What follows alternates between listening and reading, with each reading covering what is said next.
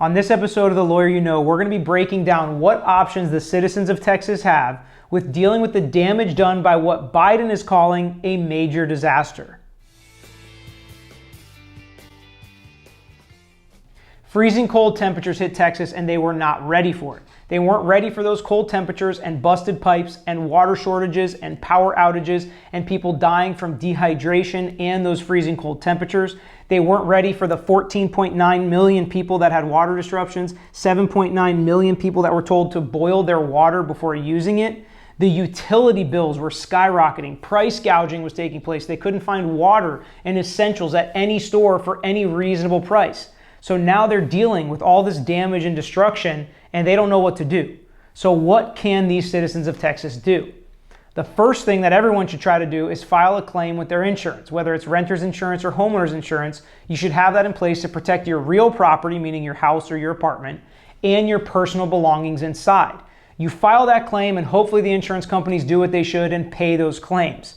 But sometimes there are exclusions in insurance policies, such as an act of God exclusion, which may cover hurricanes or freezing cold temperatures or snowstorms or tornadoes or things like that. Then they exclude them, they deny those claims, and they don't pay any of those claims. So what do you do if your insurance company denies those claims for that reason or any other reason? Well, President Biden has called this a major disaster, and therefore the citizens of Texas can apply for FEMA aid. Additionally, there is federal funding going to Texas specifically to help citizens with their utility bills and other damages that were incurred as a result of this natural disaster.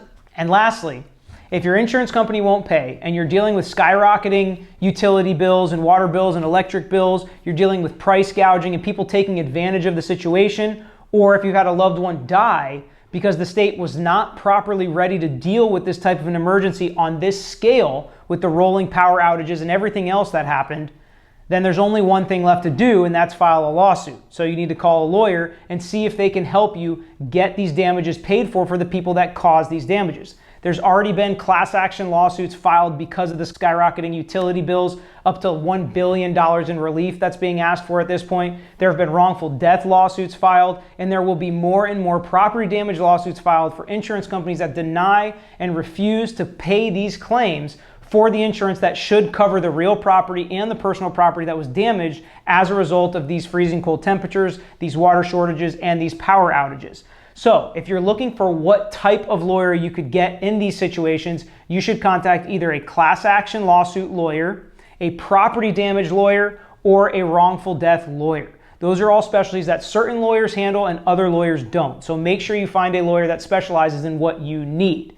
And what we can do as a community is come together as a nation and as the state of Texas, and we can donate and do what we can with our time and money to help the disaster relief funds that will be being put together for the state of Texas. I'm going to link one of those websites that allows donations in the description below. Also take a second to like this video and subscribe to our channel if you like the type of videos and the type of content we're putting out.